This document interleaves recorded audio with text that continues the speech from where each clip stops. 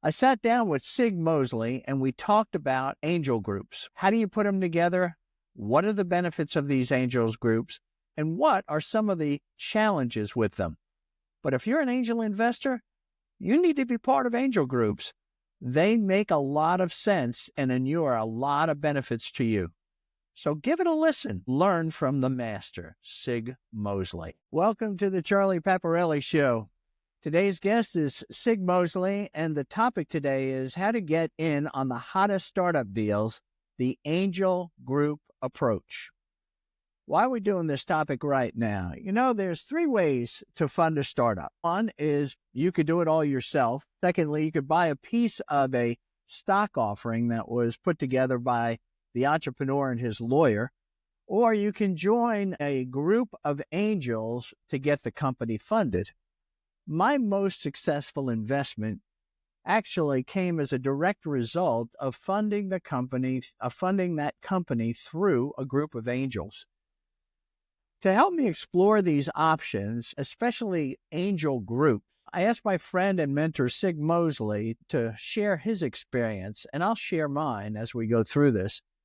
Sig, again, for those of you who don't know him, he just received another award yesterday, from the city of Atlanta. But Sig is called the godfather of Atlanta angel investing. He's invested in hundreds of deals over his 32-year career, and he led almost all of these deals, meaning he found them, he did the due diligence, and he created the term sheet. And in most cases, he brought along other angels to join him in the investment. And he has enjoyed some spectacular exits. And that's why it made him so famous. Today, we're going to be exploring the three ways to fund a startup very briefly, but what we're really looking to do is a deep dive into angel groups as the preferred method of angel investing. We're seeing a lot of angels moving in that direction. The reason we're doing this podcast series, and I'm doing with Sig, is because Sig has what I guess best thing to say is he retired. He stopped investing in new deals. And I wanted to make sure that we tapped into his experience and it didn't just sort of float off. So Sig's getting awards, but I want to make sure that I drain him of all of his experience and his wisdom. And I want him to make sure that he shared it with you, my audience. So welcome, Sig. Thanks again for doing another podcast with me. You're welcome, Charlie. Always enjoy doing it. Well, we do have a good time with it. You know, there's these three ways I'm investing. As an angel investor, there's three ways in investing in a deal. So you could do the whole deal yourself. You can invest in an offering that was put together by an entrepreneur and his attorney, or you can invest as an angel group. Okay. Talked a little bit about the pros and cons of these three options, and then we'll eventually get into digging deeper into angel groups. Go ahead. Well, if you take the whole deal, that basically means that you are the sole investor, outside investor in the company. And if you are, that means every time that they run out of money, they come talk to you and nobody else until you send them away. Well, what about the other side, though? You got the whole deal. Well, yeah, you're going to be rich. You got all the risks. You're carrying the same risk that the entrepreneur is carrying. Okay. And I don't like to be in that position. I had a deal where I was the only outside investor, and on at least 3 occasions, the entrepreneur called me on Wednesday night saying, "We have payroll due on Friday. I had to deposit the money tomorrow, and I have no cash. What are you going to do about it?" So you did do a deal. You did the whole funding yourself. Yes. Wow. Okay. And I will not do that again because you have nobody else around the table to help you. You have nobody else around the table you can talk to about how they think the company is doing. So you wind up making the judgment calls on your own. Okay. Well, that's all right. That's good feedback for people who are thinking, well, I could do this. The whole deal's only $250. Right. I'll do the $250. Right. And that'll make it easier so that it's just me and you, entrepreneur. And simple cap table and simple communications. Yeah. But now you're telling me what the problem, because you are all alone and you are carrying the same risk as the entrepreneur. That makes total sense. Right. But I would hate to have that call on Wednesday for a Thursday funding, although I've been there because I've done this myself. Yeah. This is how I got started, in fact. So what about the second way to do it, which is the entrepreneur gets with his lawyer, puts together a term sheet, and starts raising money? Well, in that case, you are one of several, hopefully, potential investors. One of the things you have to be aware of is, are the other people participating, or are they just trying to get one person at a time hooked on the company? Because you hope that there would be a group of you that would come in, because let's say that you are willing to put in $200,000 and he tells you they want to raise $1 million. Right. So you would hope that there would be 3 or 4 other people. So as part of your due diligence, you should make sure there are other people coming in, or if they haven't come in yet, when are they going to come in? And so you just need to be aware, but at least in that case, you are hopefully sharing your risks among people around the table. So that way, the entrepreneur, when he does have trouble, he can sit down and talk to the group of you, and hopefully you won't be the only one agreeing to put money in or the only one not agreeing to put money in. Well, the deal gets a little complicated. Another thing that you do is you say, all right, I'm willing to put, it's $1 million raise and I'm willing to put 50,000 in. Okay. Which is, or in a lot of cases, 25,000 or 10,000, you get into, and then, so here's this entrepreneur scrapping around, right? Talking to just every Tom, Dick, and Harry investor out there. And he sets up sort of a closing date, right? He goes, we're going to close this deal on March 31st. So get your money ready for then, right? And then, but you don't know who you're invested with. Right. It could be, 5 doctors and 2 lawyers and 5 business people, some of whom know what's going on and some of don't, but he's just basically raising money. Right. Oh, yeah, you don't. And you don't know where the hell more money that they could put in if he needed it or not. That's why it is nice to be able to know who your fellow investors are. So you should be doing some due diligence on who else is coming into the deal. And that might change your mind about where you're going to come into the deal. Did you ever have an entrepreneur who said, the people I'm talking to you and I'm talking to other people, but I don't want to share the people that I'm talking with? Well, did you ever have that happen? Once or twice, but then we got to remember when you close at the closing table, you got to see the signatures on the agreement. So by then, who you are getting involved with. And so I tell entrepreneurs, until the money in the bank, you can't count on an investor. Well, that's the truth. From my viewpoint, I went into a closing, didn't know who the investors were, and I saw a list of people who I didn't like. I would not hesitate to just back out at that point. Even at the last minute? At the last minute. Okay. Because that, again, come back to being able to, the investor need to do due diligence on the other investors. The other thing too, I wrote that example where the entrepreneur says, look, I don't want to discuss the other investors with you. You're one of the investors and so are they. That turned out to be telling. And what it told me, and what I found out later, not what it told me then, but what I found out later is that's how that entrepreneur actually communicated. Everything he never was transparent, never said, here's all the things that are going on. It was, here you can talk to these people, but I don't want you talking to these other people. And that is that when I was in management, when I used to run into that, when I was running companies, I'd say, we don't do that. Well, see, that hopefully would also come up, though, in your due diligence on the entrepreneur. Right. Because if he that way about investors, he probably that way about his technology. He probably didn't want to tell you a thing about the technology. He Well, probably that's my point. It hit on a lot of different areas. right. Yeah. It went a lot deeper than just investors. Right. Yeah. Yeah.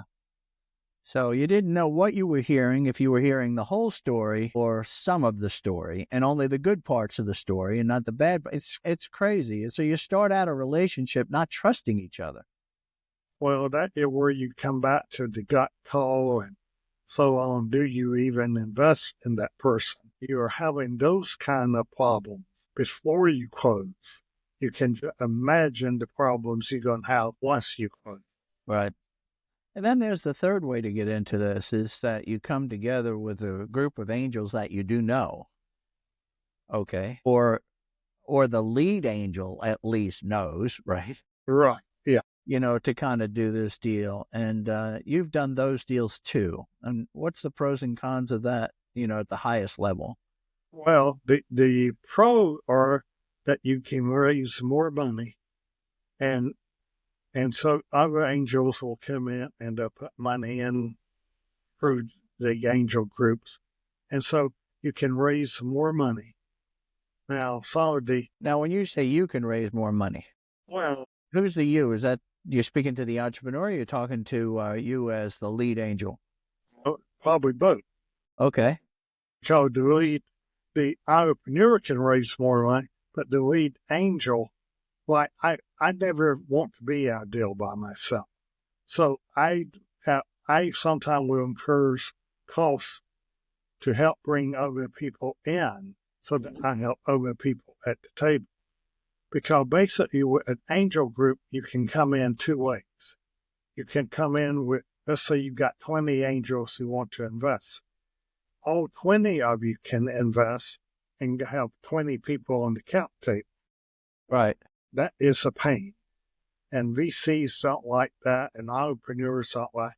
Or you can do a special purpose vehicle, i.e. an LLC, where I, as the lead angel, would form an LLC.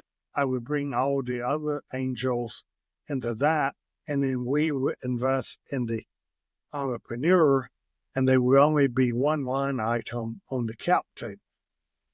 Now, to do that, the angel had to have some confidence in the lead angel, because a part of the deal is you wind up giving that lead angel a power of attorney to be able to make decisions on selling the company, raising more money, etc. The one thing the lead angel cannot do is commit you to put more money in the company. Okay. And we're going to get into that. That's a level of detail. But when you get a group of angels like that, or a group that contains multiple angels, and when you were the lead investor, of course, you invited those people in. So you had vetted all of those people, so you knew who you had in the deal. And you seem to be hesitating. I could see your... That's not always true, because Okay. sometimes the entrepreneur would have secured some angels who I might or might not know, but who would want to come into the limited purpose vehicle. They might not be members of an angel group, i.e. they might be the father-in-law of the entrepreneur. Or a friend of the entrepreneur, or something like that. The entrepreneur likes the idea that you're creating one line on the cap table. Right. And so they would vouch, if you will, for the angel. And, if only you felt good about the entrepreneur, you normally took his vouching of the angel. In fact, I have had one or two cases where I had many non-known angels in the group that I had known. Okay. And it worked out because they signed the same LLC agreement as everybody else, so they are bound to me as the lead angel. That makes sense. But let's start to let's talk about how you sort of got to this idea. I mean, like you said, you started out, and I know that I think your first deal was the deal that you and I met. Right. Okay. And that would have been option number 2, which is you were investing as you were a fund. I understand that as Imlay Investments. Okay.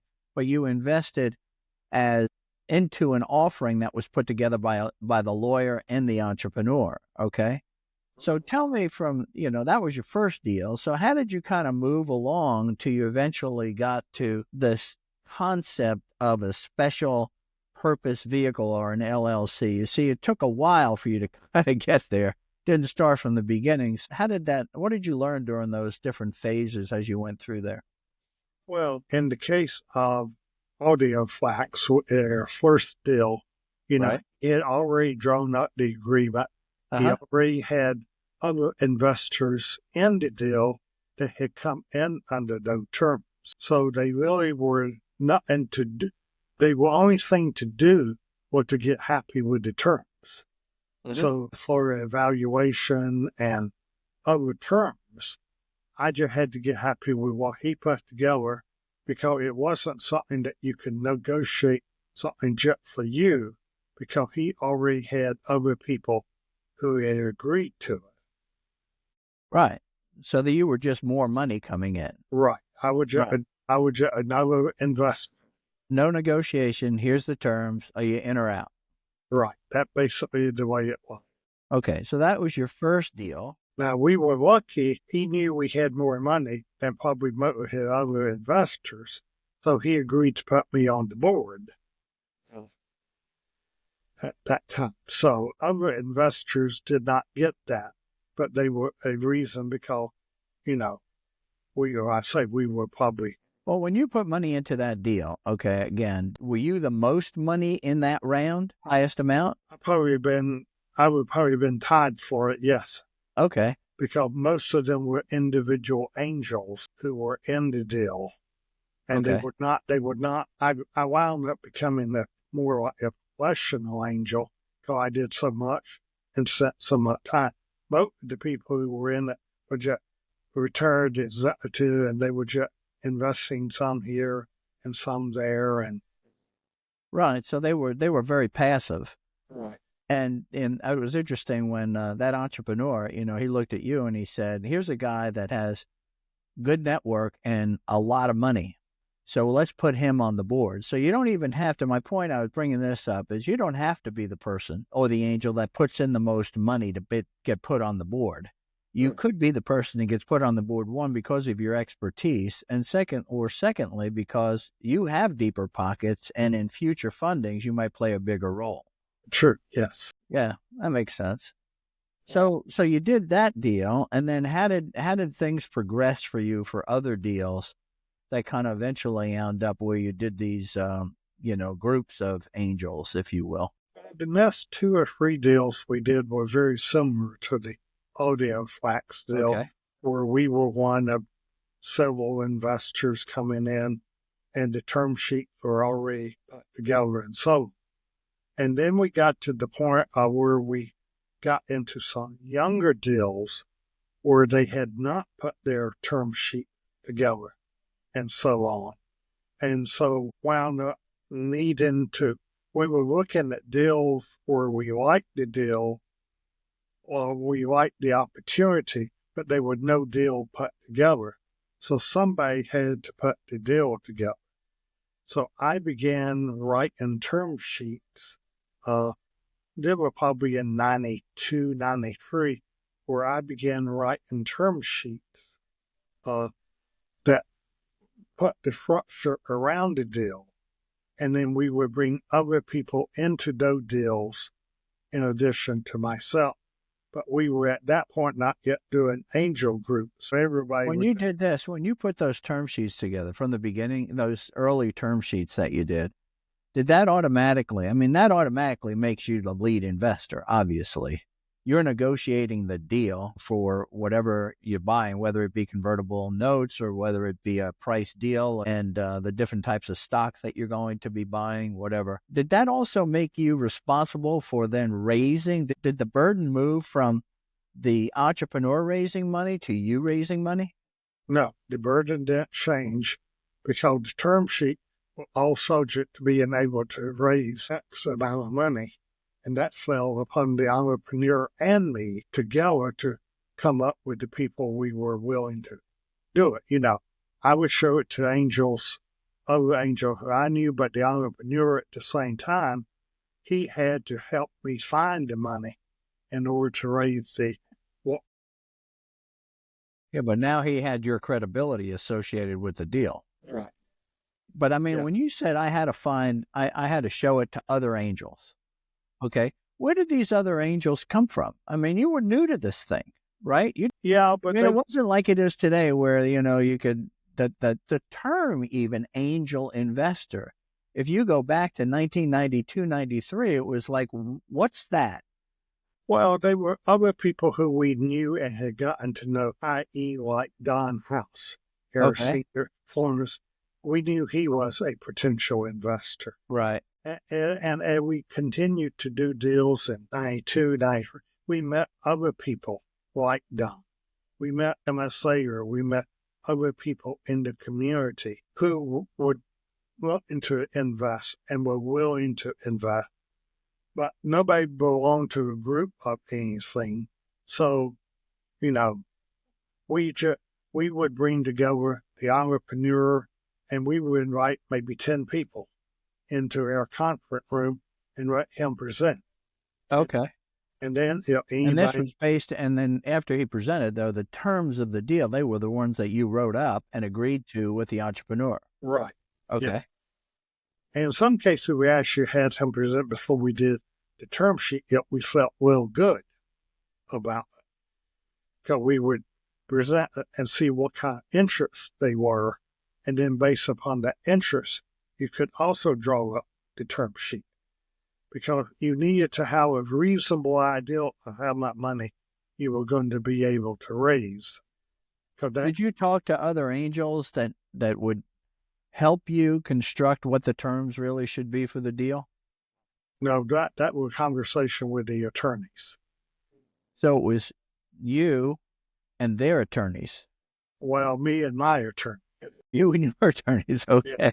Yeah, I had a couple of free attorneys who I could go to who would help me write term sheets. Did you ever write term sheets where people that you showed it to other people, other angel investors, and like you said, a lot of them at that time, there was a lot of passive angels, but there's still a lot of passive angels today. I mean, there's a lot of checks being written from people that really just want to participate, right, in some deal and help out the entrepreneur, a lot of family and friends and that kind of thing. But did you have anybody that pushed back on your term sheet that said, I like the deal, but I don't think the terms are fair? You always had, you had one or two people that might question some terms like valuation, or occasionally when we did liquidation preferences, somebody might say, well, why are you only getting a 2x liquidation preference? Why not 3? And, basically the majority of people are willing to do. And so, if you don't like it, you don't have to invest. And I got it. And you never, at the time, you never had trouble did you ever have trouble getting a deal funded? A deal that you led that you were interested in? one or two, but not the significant. Were those earlier deals or later deals? Earlier. I mean, later in your career is what I meant. Earlier. Earlier deals? Yeah. Okay. Because again, you got to remember, angels weren't organized. It was still a new world coming together. All right. So now you did these term sheets. Now, so you moved from the term sheet was put together by the entrepreneur and his attorney, and then you just invested based on those terms, to where you found some deals now that they needed to raise money like the company, and now you had to be the guy that put together the term sheet as the lead investor. So you were moving more into what I'll call this professional angel status. All right? Right. And then you bring other people to invest. But again, it's still all of your names on the term sheet. On the cap table. Okay? Yes. Yeah, that would So be. then when did it move from there to this next level, if you will, where you said, hey, we should simplify this a bit. There's too many of you cats around here, and I can't herd y'all, right? That probably happened in the 94 to 96 time frame, because two things happened. Okay. One, you had too many people on the cap table. But two, also the original term sheets that I drew up were more entrepreneur friendly, not necessarily investor friendly. And the VCs, we found out after having had a couple of deals where the VC came in to us, they didn't like the terms that we were putting in there. And so They didn't like the terms of the prior money investment. Right. Yeah, right. In fact, in some cases, they got altered them by when they came in. What would be an example of that? Well, one, we did not originally require entrepreneurs to vest in the shares that they owned in the company. Okay. You know, the entrepreneur owned 80% of the company. He owned 80%. Right. The VC wanted them to revest that. They may get to keep 30%, but the other half, they had to vest over 3 years or some period of time. Wow. And I didn't do that. That must have been and so you negotiated those types of terms, the vesting terms in later deals? I did, yes, because I moved my term sheet to look very much like a venture capital term sheet. Not quite as bad, but, you know, things like revesting and, you know, maybe a little bigger option pool and maybe a liquidation. There were certain things that you could move around and that needed to be put in so that the VC that came in liked what they saw.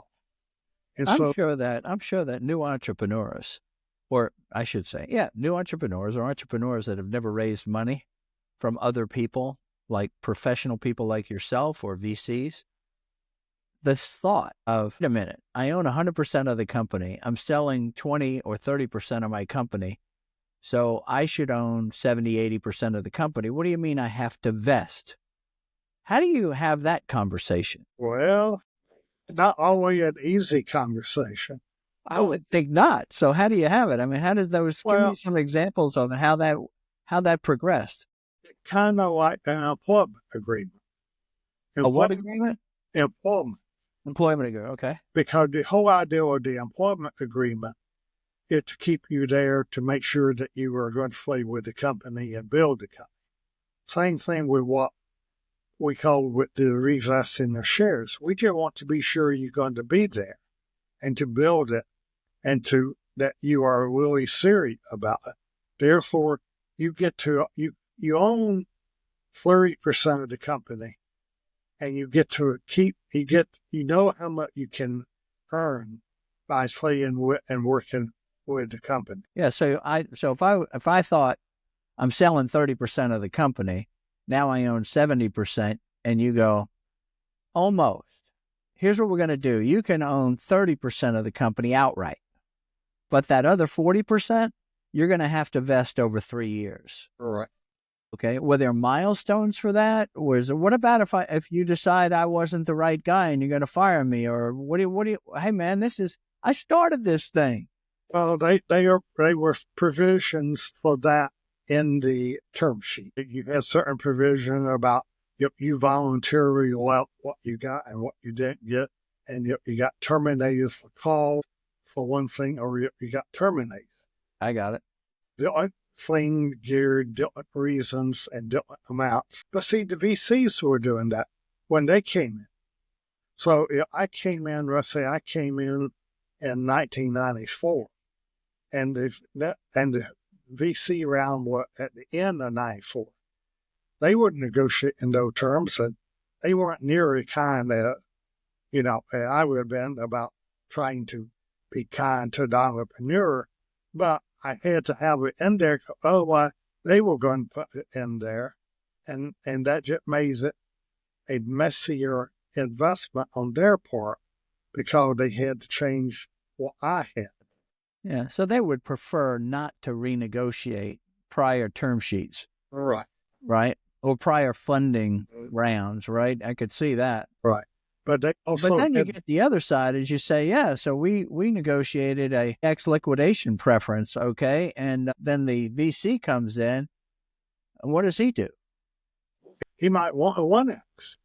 And he would say that my terms are that I get 1X and that the previous round go back to 1X. You can change things like that. Well, you could. Well, you've got the money, so you're sitting there with a handful of money, and you say, "You want this money? Yeah.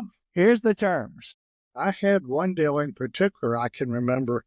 It had been a convertible debt deal that we had done with the company, and the VC came in the next round. They didn't write the convertible debt period because they thought the company hadn't made very much progress, and so they said, "Okay, one, you're not going to get any interest on your money that you have had in here," and that had been for like 18 months. So And they eliminated the accrued interest? Yes. Eliminated the accrued interest. Well, they tried to. Okay, go ahead. And then they said, your discount rate too high. So we're going to cut your discount rate in half. And then ultimately, they gave me my interest in common, preferred. And so they can do anything they want to when they come in. They just don't like old terms that are there. And in fact, it's funny because I became good friends with this particular VC. But he really did lay in there in the beginning. That's Thursday. Yeah, but I think this moves more towards, so imagine this, that I just want you to think about this as either an angel investor or even an entrepreneur. I mean, if you get with your attorney and you put together a term sheet, and then you raise money on that term sheet and you pull in, let's say, 15 individual investors. Okay. Now you're looking to raise a Series A from the first, what I'll call institutional round, which will be your VCs. They come in and they look at 15 investors sitting on this cap table, all having a very entrepreneur-friendly terms, right?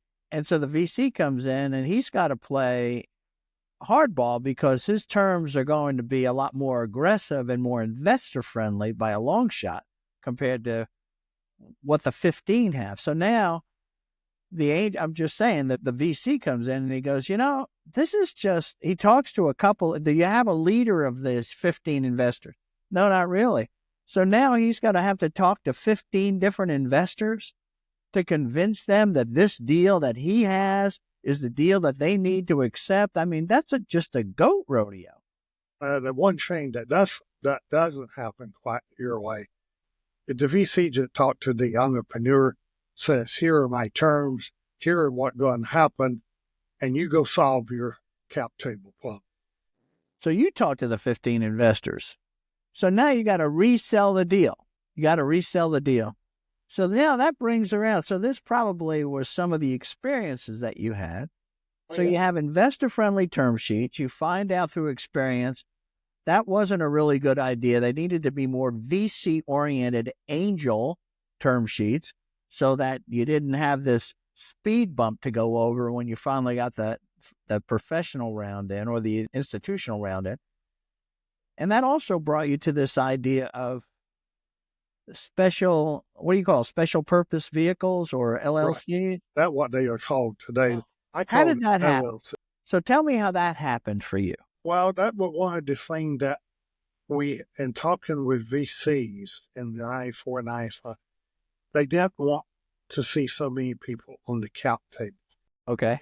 Creating issues because in order to raise another round of money or whatever, everybody had to sign off because the VCs had under there, in the way they viewed it, that everybody on the cap table needed to approve a deal to get it done. And that, in and of itself, is an administrative goat rodeo. Right. And that led to my looking at it and trying to see, okay, how can we structure something that, and then when LLCs began to get to be popular. Define the problem that was being solved. Well, that was being solved with the entrepreneur had too many people on the cap table. Yeah. The VCs weren't going to work wary with them and made the entrepreneur wary with them. And that just created that much more hassle for the entrepreneur. he already had a problem when he had to negotiate with the VCs. Then when he got that done, if they were changes to the angel investment, he had to go negotiate that with the angels.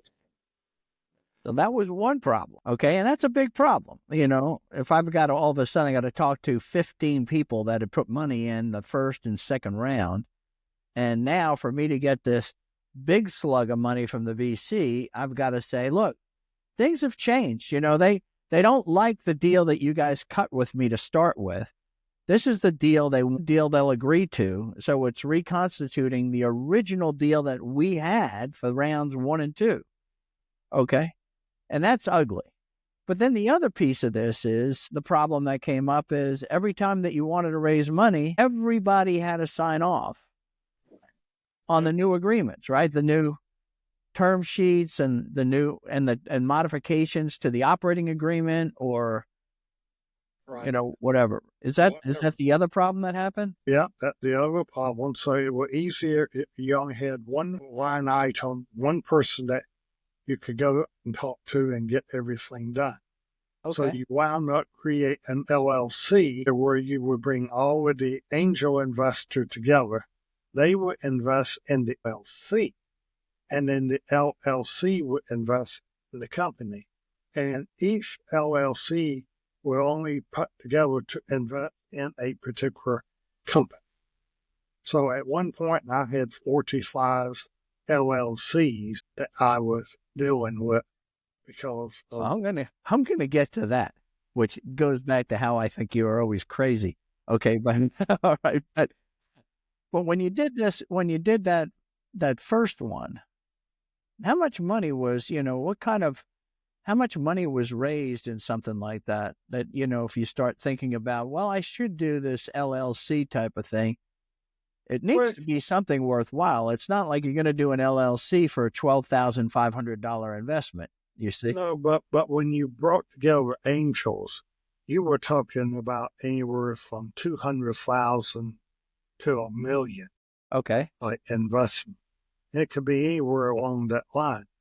And see, I had a corporate attorney who I worked with who drew up a master LLC agreement so that it didn't really matter what size or anything, because the LLC agreement was very simple. You're going to invest in the LLC is going to invest in XYZ, and it was pretty simple agreement. So the operating agreement for the LLC was a simple agreement. Yes. Okay. So as somebody who's what were the general terms, in the operating agreement for someone to invest in the LLC? Well, they were your traditional LLC type thing that you have no responsibility. You can't commit the LLC to anything. You are a limited partner. Okay. And the one odd thing was that you did give the managing member a power of attorney to be able to vote on behalf of the LLC on where the company was selling, where the company was raising money, where the company was going to go into bankruptcy, whatever the company needed a shareholder vote on. You were authorizing the managing member of the LLC to vote on your behalf without consulting you.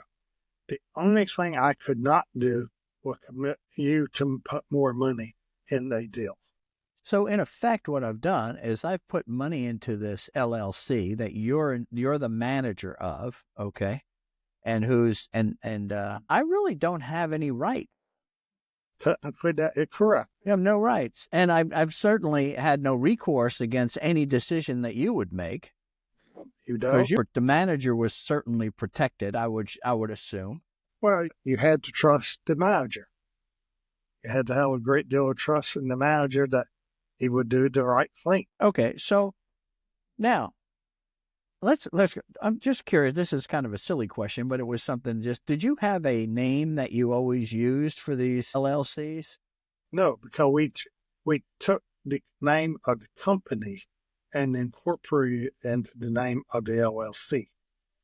So if the company was called ABC, or it probably might be ABC Investors.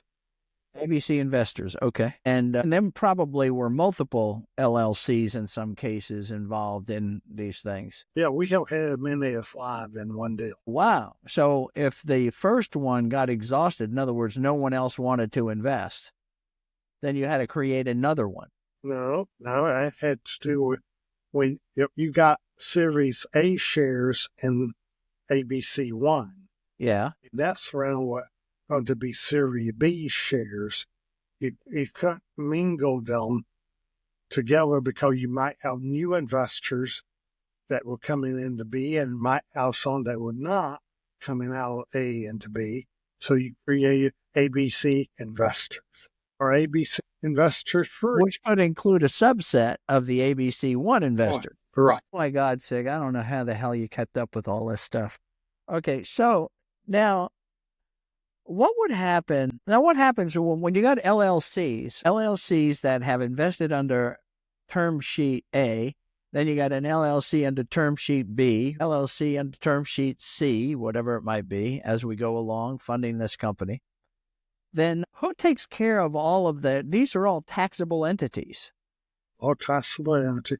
So how does all that who take care of that? Well, in my case, I took care of it, or I should say Melanie and I took care of it, in that Emily took the responsibility of creating the LLC and maintaining the LLC and filing all tax-related documents. So every year we filed the tax return on these LLCs. Well, that's a lot of work. But just even creating the LLC, an attorney's going to, even if it was a rubber stamp, or a document that could be duplicated, they're still going to cost $2,500 to $5,000 just to kind of put it together. No. Oh, you can get it done for less. You see, I had my corporate attorney, the first half a dozen LLCs probably did cost that much each. Yeah. But then I got to the point of being able to take the document that he had drawn up and we just duplicated it. We could go to the Secretary of State and get the name for $100. And then we could create the LLC for $100 for $250. You could create the LLC. Yeah, but then you got Emily paying you, and he's paying Melanie, to do this work. Plus you've got to communicate with these people that are within the LLC. You got to put out all these K1s, yes, right, that are generated from being a member within the LLC. So you got this hassle of how come you're not getting them out soon enough, and how come it's just you're responsible, right? So when you got paid nothing to do that, got paid nothing. Did you get any kind of a spiff with regard to equity? No.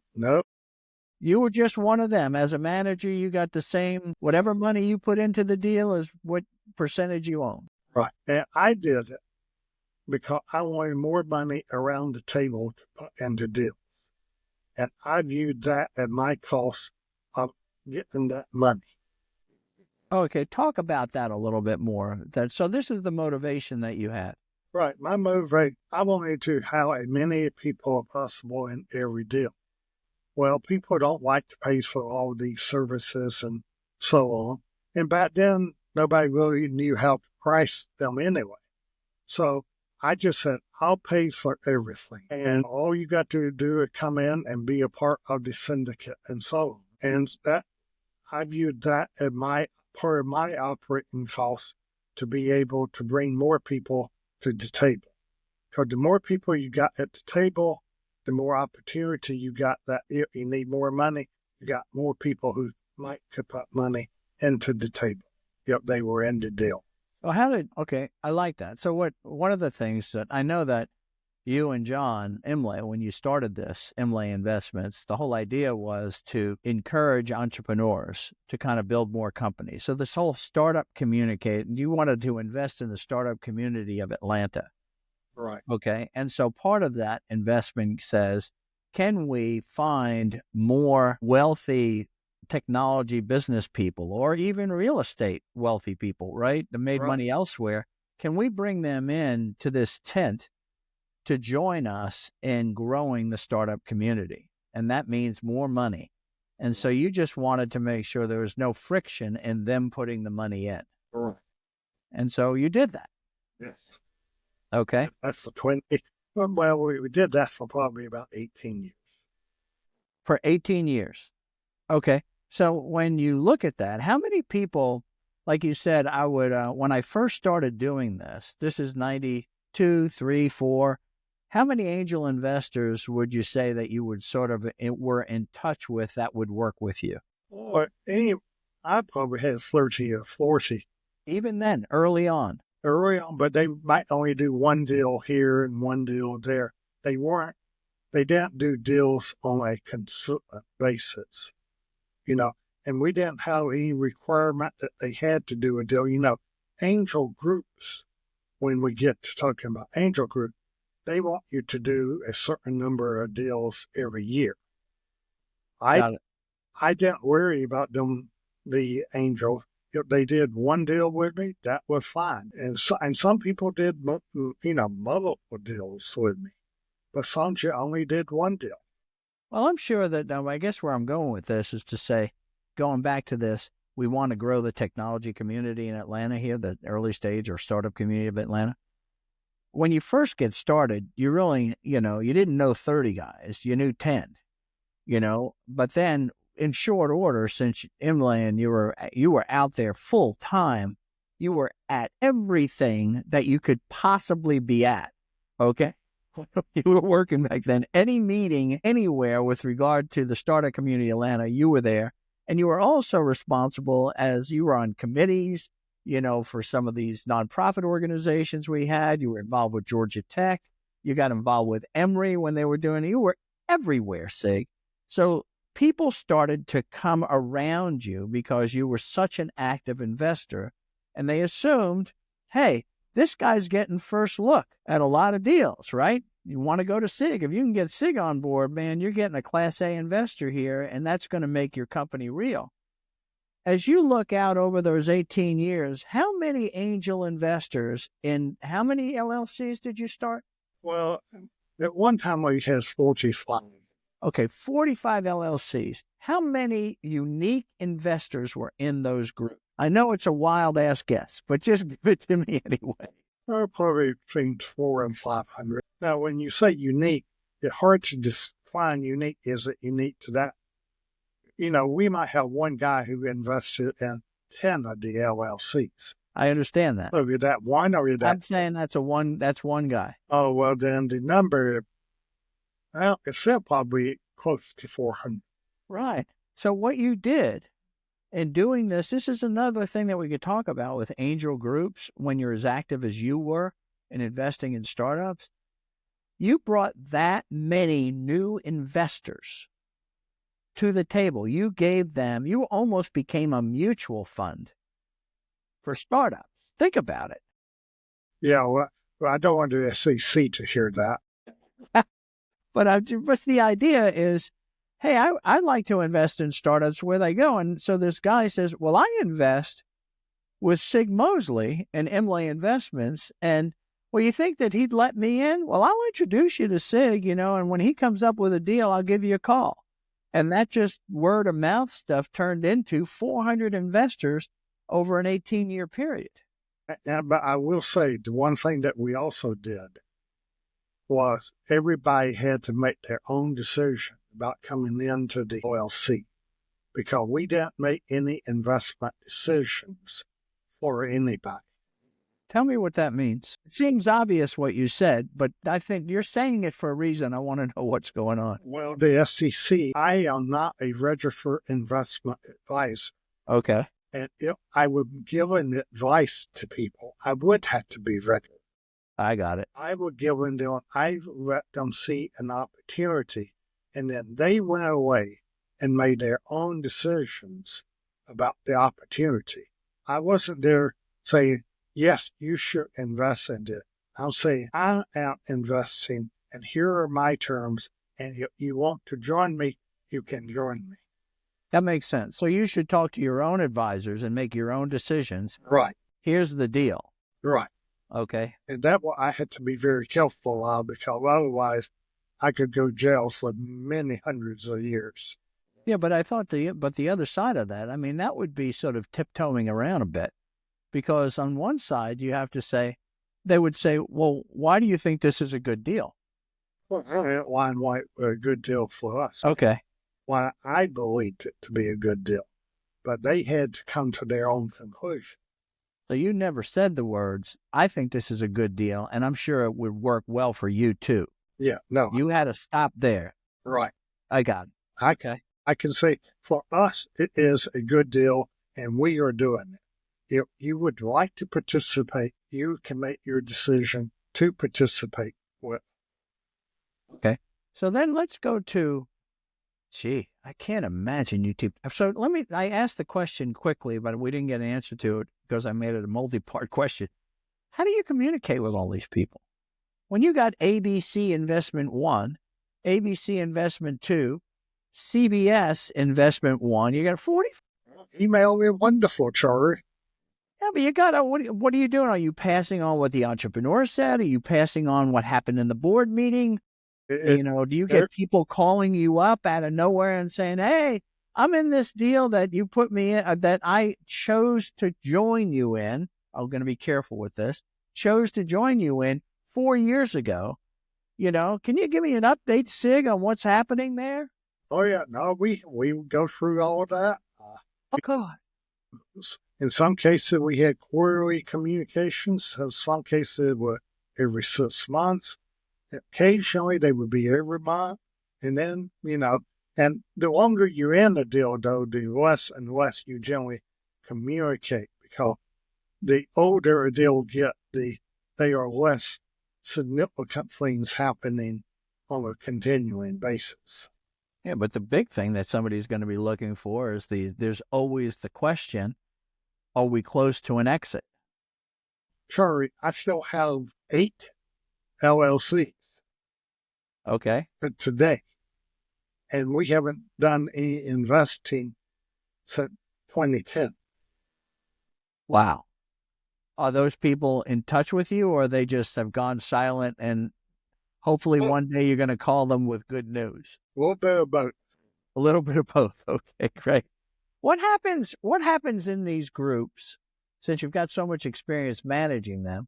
What happens with them? So the communication, that seems like, I don't know, did you have some sort of a rhythm or some standard or some commitment you made to them when they made the investment? So you're going to invest in this deal because you think it's a good deal on your own, and I'm committing to you what? I'm committing to manage the investment in the deal, and that was it. I don't have to talk to you. I don't have to answer calls from you. Well, I don't have to, though, right? People trust it. It come back to a matter of trust. Well, true, but I mean, what about? I'm thinking about if I'm like, there's a guy that's moving, a friend of mine that's moving into this sort of lead angel sort of group or status, if you will. And that's like Matt Stevens, and I interviewed Matt, and he's bringing in other people. I mean, so he's where you were in 93, 94. Okay.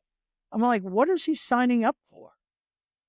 Well, He today, doesn't have Emily over him who's saying, oh, yeah, I'll pay for all this, just to seed the community. well, see, today, more of these special purpose vehicle charge for doing this service. And some of them are very reasonable, like Thai Angels. They have a $700 admin fee that covers 7 years when you do a LLC. That's how they're doing it. Yes. Okay. They charge you $700 Up front. but that covers for 7 years the creation, the taxes, the reporting, and all of that. I get it. So then what happens, though, if I put in $2,500 or if I put in $250,000, it's still $700. Okay. That makes sense. So what happens then? Now, what happens on the, I know this is crazy. So what happens on the other side? I could see how this is very beneficial to the entrepreneur. Okay. And to any other big investor, institutional investor that comes in. It makes it so much simpler. you can have 100 investors and they're represented by 3 special purpose vehicles or 3 LLCs, and that's it. So that means there's only 3 contacts in those 100 or 200 investors. Well, that might only be one contact. The manager is the same. It's true. That's right. But just one. I got it. So what happens when you get into the good times? Okay, so you have an up round. Okay, because things are going well. We need more money to get to the next milestone. All right. Now you go back so the entrepreneur and you figure out how much more money you need. This is before an institutional investor might come in.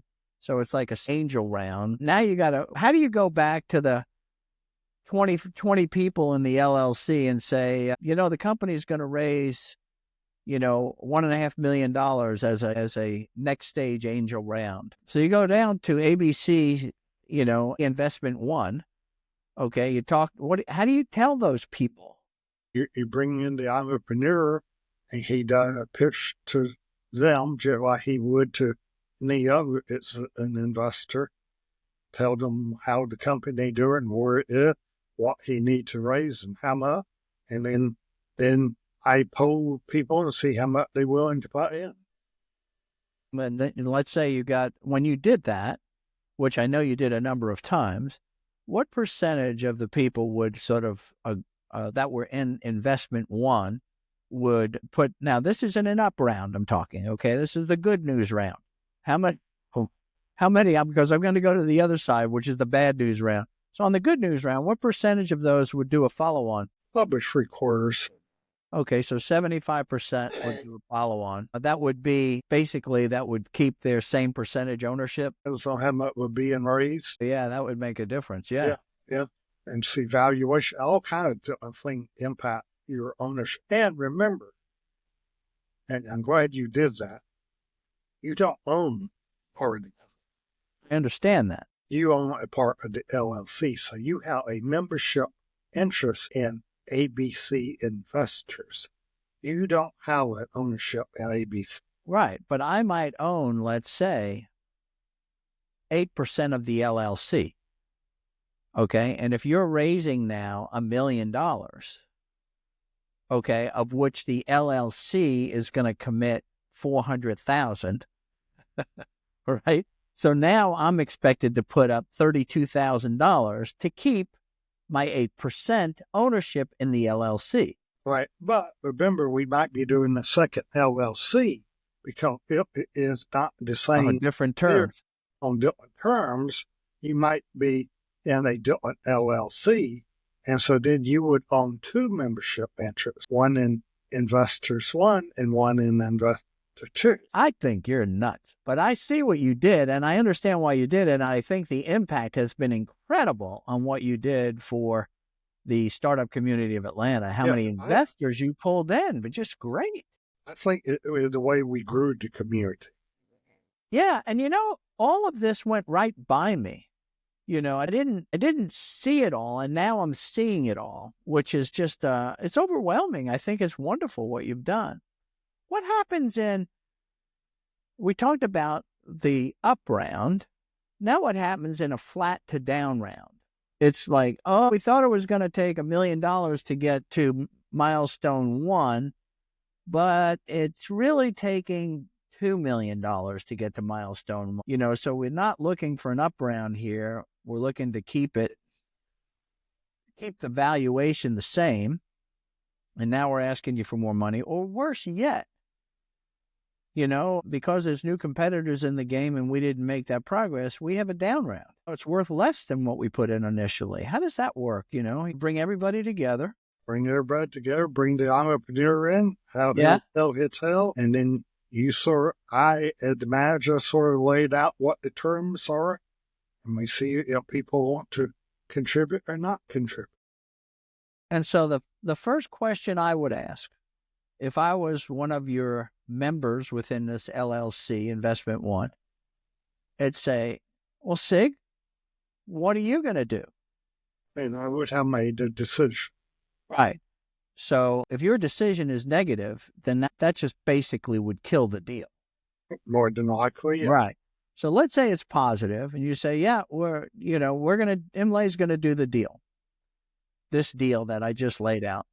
And then they're going to say, well, why should I do the deal? Their decision. That's where you just stop. You say, here's why I'm doing it. That's as far as I go. Yep. That's the Chinese wall that says, nope, can't tell you any more than that. You have to make your own decision. I believe in the company. We put in their money in, and up to you. What percentage of those, if 75% of the people participated in an up round, what percentage would, if you got into this flat to down round, what percentage would you expect? 30. Wow, big fall off. Yes. Yeah, so when you got momentum, I'm in. No momentum, that really tests people's mettle. Yes.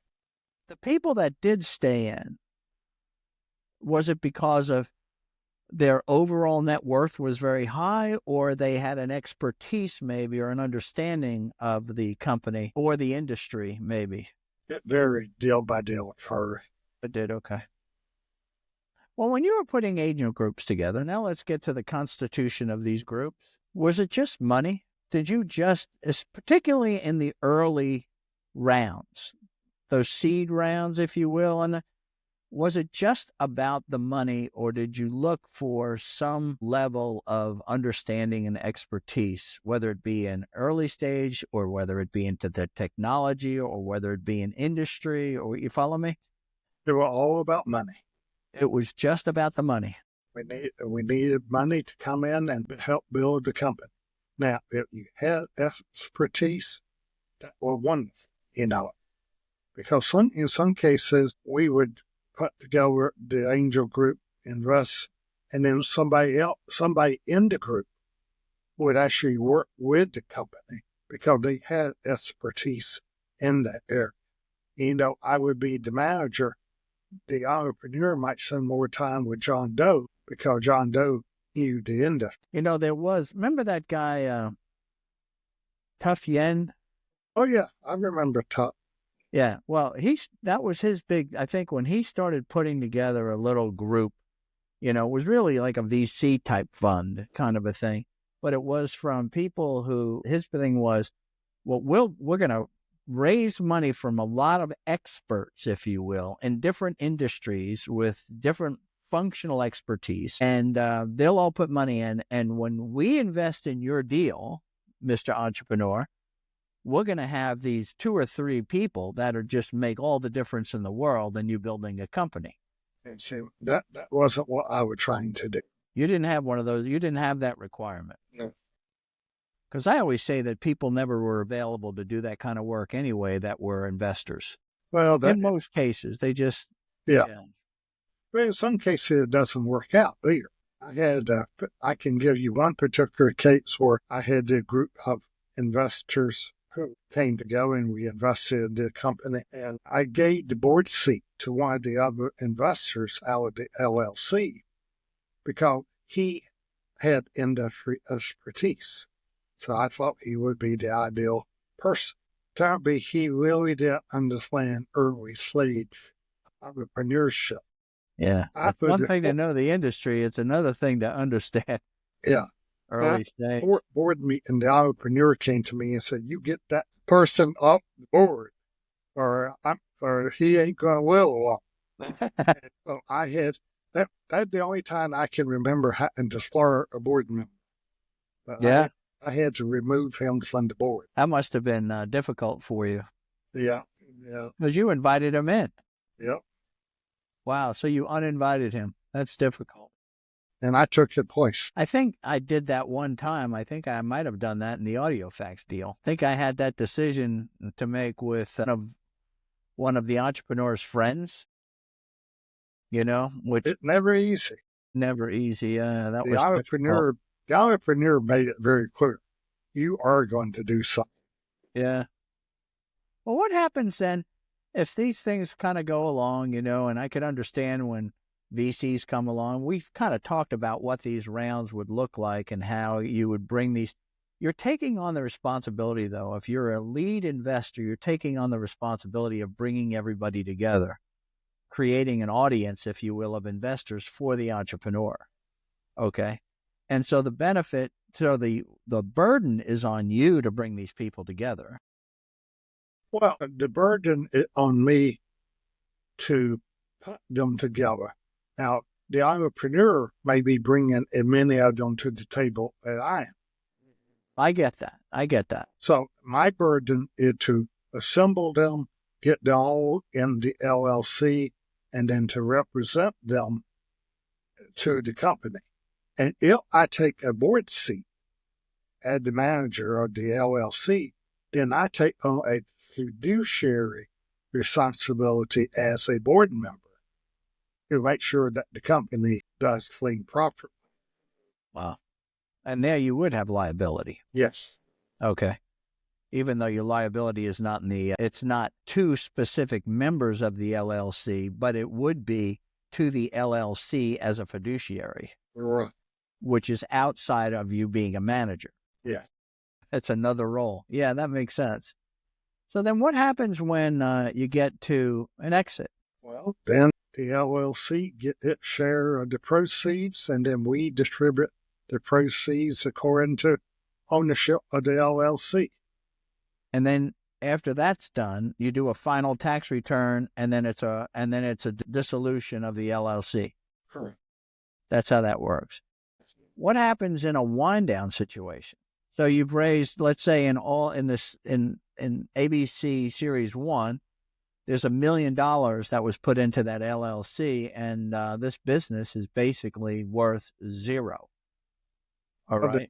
Then you dissolve the business, and then you do a final tax return on the LLC, and dissolve it, and everybody take their roles accordingly.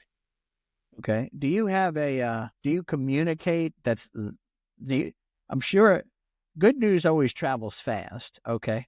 Do you communicate? Yeah. How do you communicate that this business has gone flat to down and it doesn't look like it's going to survive? Do you communicate that? Generally by email. Just put an email out to everybody. Or it may be that the entrepreneur puts out the email. Because, see, some entrepreneurs like to communicate with every angel. Yeah. Even though they aren't on the cap table. They will communicate directly with the angel investors.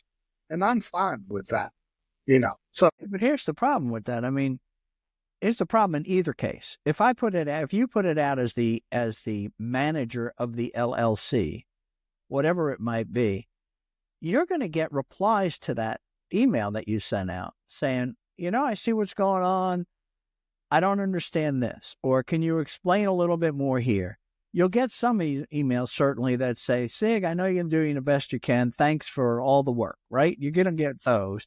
But what if you're going to, you'll have that 10% or 15% that now it takes a second touch or a third touch. Yeah, more than likely tell. And if the entrepreneur puts it out, not only do he open the door to him having to be in contact one-on-one with that angel, but then after I talk to him, I want to talk to you. But he knows that when he does it. But some entrepreneurs feel much more comfortable being in touch with each investor. So then if I'm someone who wants to get into angel investing now, what groups is there? I don't know that there's a Sig Mosley that is pervasive as you were in the 90s and the early 2000s.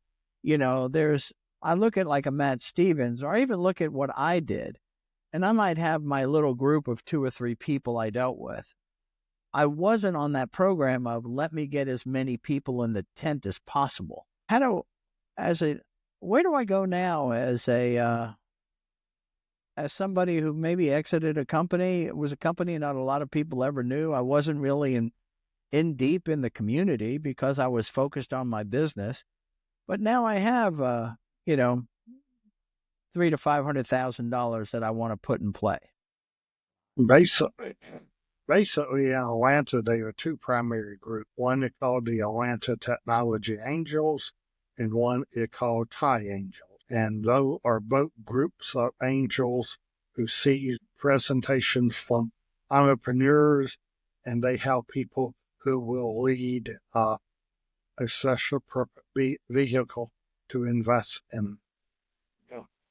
Is there any, you made the comment earlier, you said that you didn't have any expectations as to the frequency or amount of investments, for these angels in these LLCs that you put together.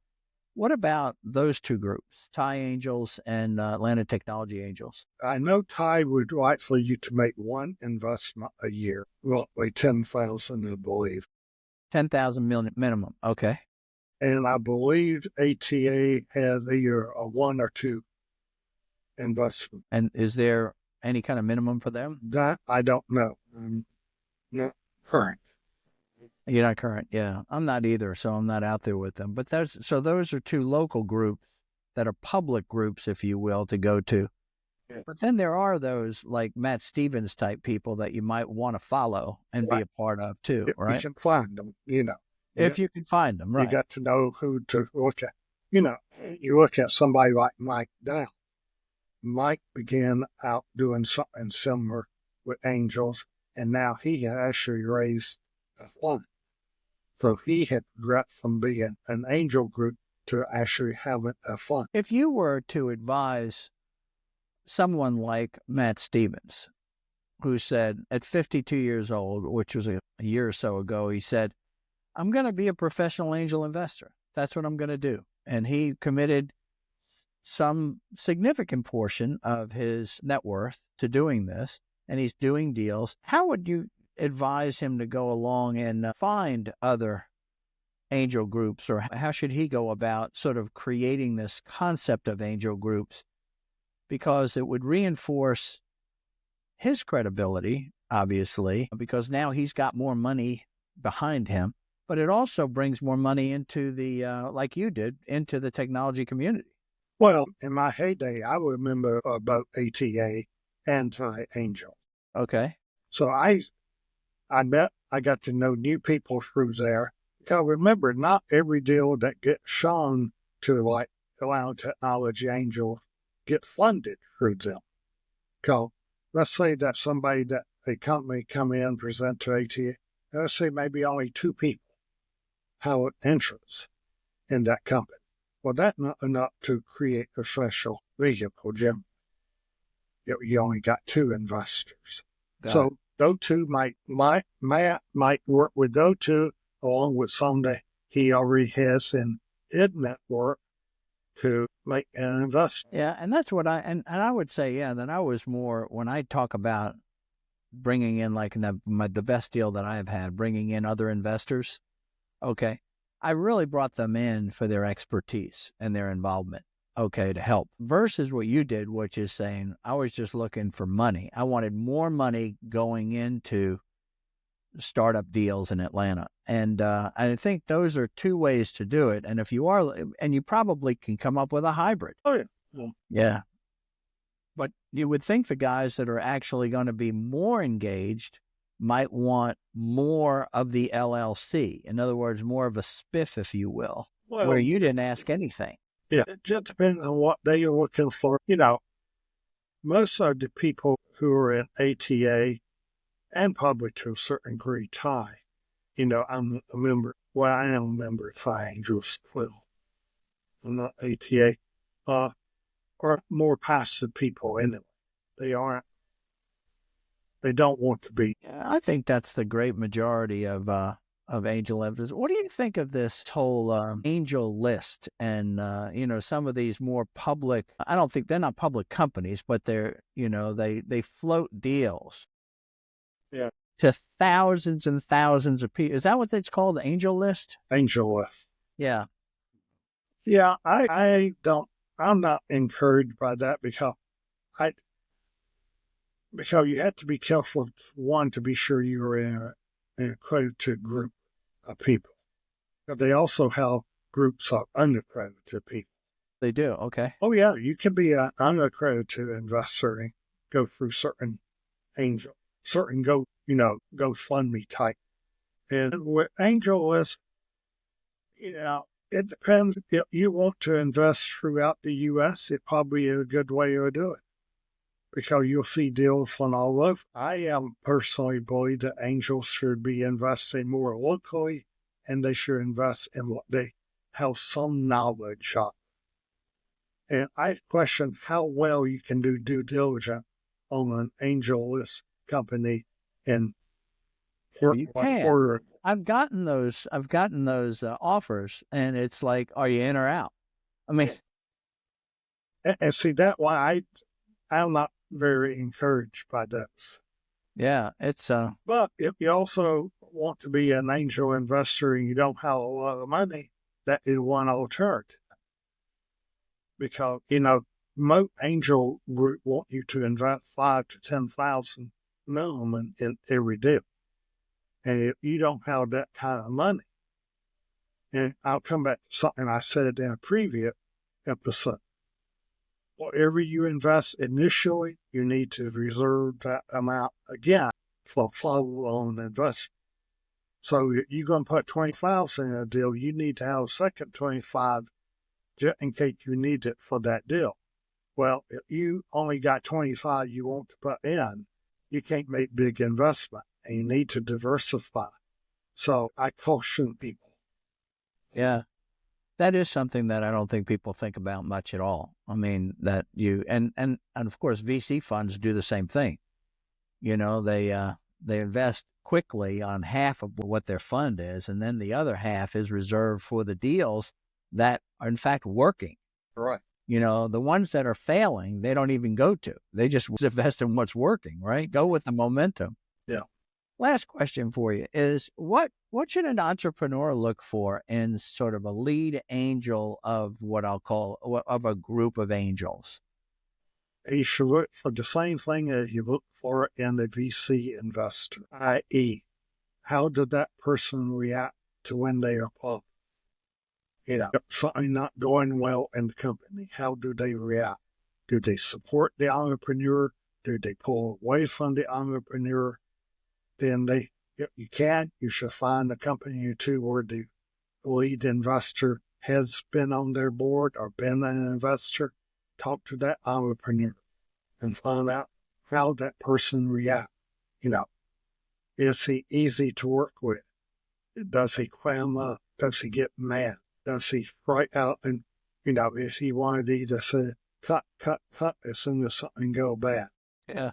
Yeah, you support. You need to understand what kind of support you can look for from that lead investor when you are the entrepreneur. It's dangerous too. I was just thinking about that. I mean, the simplicity of having one line on the cap table, great.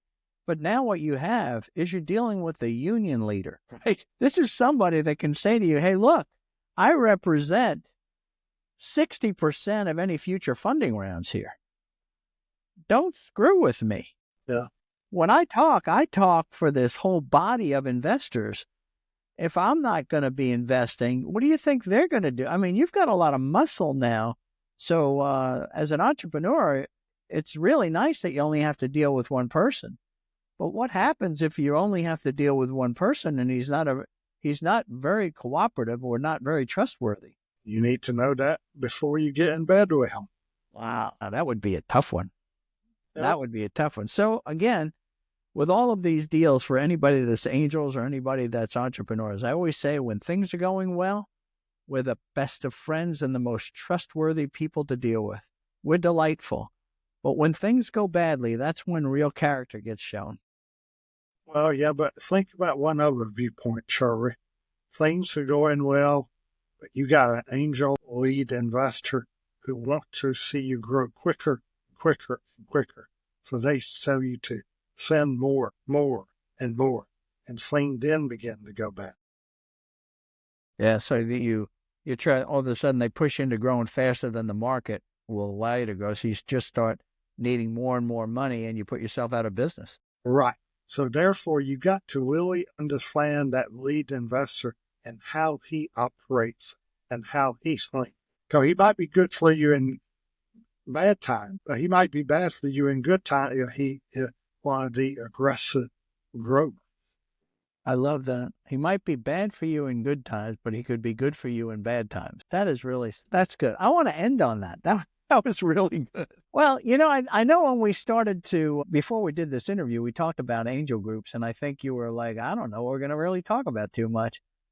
But there's really, Sig, you just don't know. You have such a high level of unconscious knowledge. You just don't know what you know. And you have so much to share. So thanks for taking this time and coming and doing this with me and sharing all of your experience with entrepreneurs.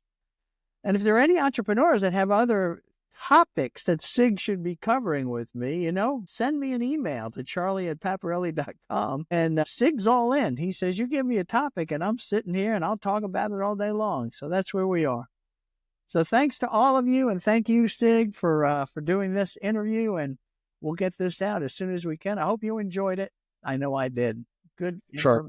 Okay. Take care.